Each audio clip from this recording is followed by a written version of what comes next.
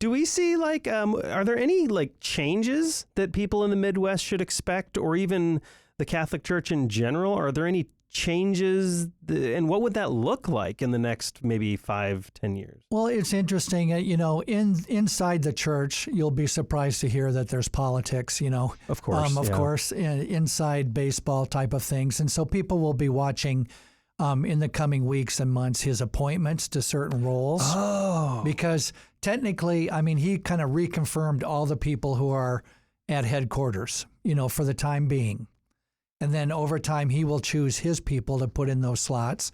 And so people will be watching that carefully just to see kind of where that goes. I think there's a certain strand of people who are very interested in what, kind of the optics and the liturgy is like. Does he wear the traditional dress or does he not? How does he, engage with a more traditional or less traditional type of Catholic?